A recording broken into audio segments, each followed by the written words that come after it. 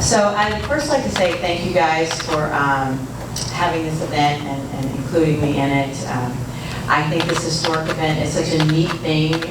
It's, you know, it shows what's great about democracy, and it makes me excited to participate in it. I just want to briefly tell you about myself. I grew up a poor kid in rural Kentucky, like, you know, Henry Clay. And in my town, which frankly looked a lot like this town, we looked at a lot out for each other. And my parents, they worked hard, just like most people, to give us what we needed. Now my brother and I, most of the time we didn't get what we wanted, but we got what we needed. And so, and they also kind of, you know, we went to church every Sunday, and they tried to impart some Christian values. You know, we had the lesson of giving back, the duty, my parents called it the duty of civic duty. And so when I graduated from law school, and you know, neither of my parents had gone to college, I decided I wasn't going to take a job at a law firm. And I had gone to school in DC, and so I decided to take a job at the New York City Housing Authority in their honors program, and to try to work on urban poverty. And then after that, it was a 2-year program, and after that, I took a position for as a nonpartisan attorney for the New Jersey legislature. And it was a great experience. I cut my teeth on labor issues and consumer affairs issues, and ended up handling business issues, business legislation for the Senate Commerce Committee. And I can tell you, I did not know it at the time, and not even until, frankly, recently, that all those experiences and, you know, my parents' lessons and my desire to help people put me on this path that at some point that I was going to try to be a legislator myself to represent this district. And so that's where I'm at. As a professional and a mother, you know, I believe strongly in leading with empathy. And so, you know, I have, over my professional career, I've worked with veterans and senior citizens and that don't have easy access to health care in this region as compared to other regions, and families who are struggling with issues like a choice between filling an oil tank for the winter versus taking their kids to the doctor and the cost of those. I have friends that you know, have multiple jobs. You know, their family has multiple jobs, and they're each working way more than 40 hours a week, and they still can't, you know, make ends meet. And people in my family and friends I know all of us have suffered under the opioid crisis. So the one thing, you know, over time that I have noticed is that all these people, the one thing that we all have in common is that we're all just kind of doing the best we can under impossible circumstances.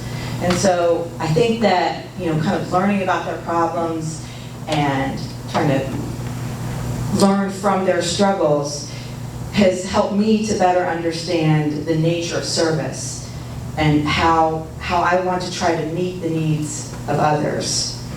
And the thing that saddens me most is that I feel like that we are living in a time where people have started to think that the American dream doesn't exist anymore.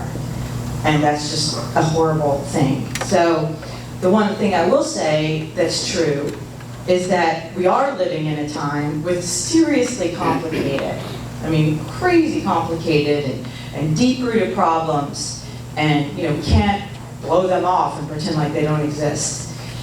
And the sad thing is that you can see it kind of playing itself out in politics, you know, across the globe.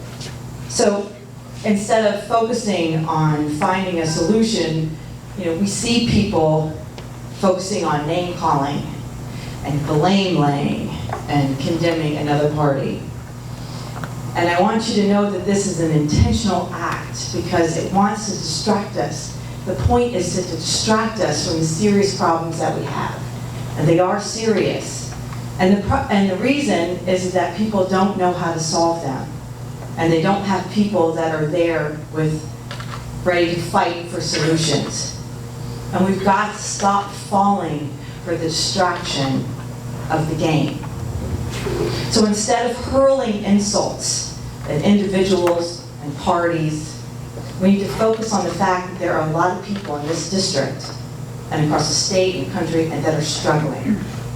So according to the most recent United Way Alice report, there are almost 30% of families in this county that struggle to feed their family, and 35% in Warren County. I wish I could say that this district is different as far as, the game of distraction, but it's not, because for a long time, this district elects the same people over and over based solely upon party, and they continue in vain to wait for different results. So I just want to talk after that about, what I see as our needs and how I think that we can try to fix them. Everybody knows our first and main problem are taxes. I mean, they just are. They're ridiculous, right? And so, like everyone else, I do not think that we can tax our way to prosperity. And this seems shallow, but I promise you that I will fight to lower taxes and stop the drain of our resources and bring back our fair share of the taxes that we're already paying. We deserve a lot of things up here, and I feel like we get ignored a lot by the rest of the state. We're like the forgotten counties up here.